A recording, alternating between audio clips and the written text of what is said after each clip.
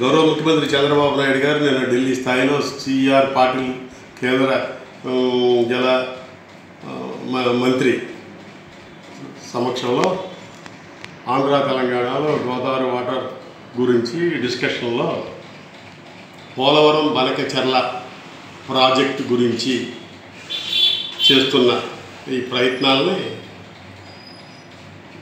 ఆంధ్రప్రదేశ్ వాదనని కాంగ్రెస్ పార్టీకి నాయకుడిగా నేను బలపరుస్తా ఉన్నా. కానీ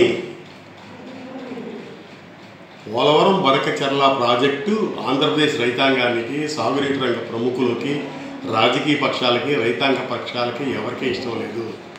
ఇది కేవలం కాంట్రాక్టర్లకి లాభం చేయటం కోసం మాత్రమే ఈ 84,000 కోట్లు 200 టీఎంసీల ప్రాజెక్టు చంద్రబాబు గారు చేపట్టారు. అయ్యా రాజశేఖర రెడ్డి గారు జలయజ్ఞ ప్రాజెక్టులో 39 ప్రాజెక్టుల్లో 50 లక్షల ఎకరాల కొత్తగా సాగులో తీసుకొచ్చే ప్రాజెక్టులు కొన్ని 10,000 కోట్ల రూపాయలు మాత్రమే ఖర్చు పెడితే అవన్నీ వస్తాయి.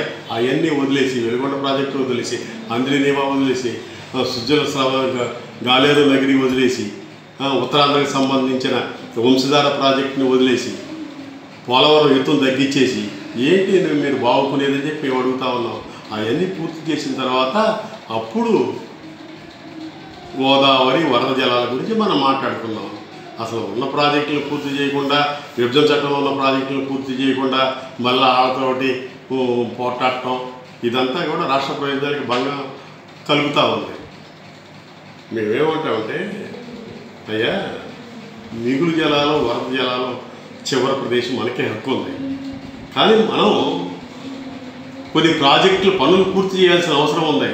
అవన్నీ వదిలేసేసి బనకచెర్లకి సిడబ్ల్యూసీ అనుమతి లేదు, కేంద్ర జల సంఘం అనుమతులు లేవు, పర్యావరణ అనుమతులు లేవు, దానికి బడ్జెట్ శాంక్షన్ లేదు, ఏమీ లేకుండా ఎందుకని మీరు ఎగబడతా ఉన్నారు? ఆ ప్రాజెక్టు కావాలి, ఆ ప్రాజెక్టు మూలంగా కొన్ని గ్రామాలు మునిగిపోతూ ఉంటాయి.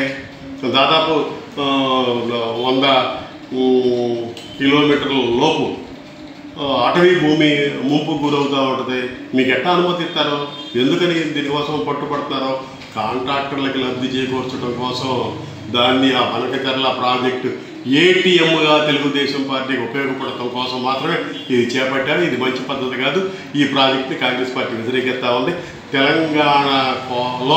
తెలంగాణ ప్రభుత్వంతో గోదావరి జలాల మీద రాష్ట్ర ప్రభుత్వం పోరాడుతున్న మేము కూడా బలపడుతున్నాం చంద్రబాబు స్టాండ్ని.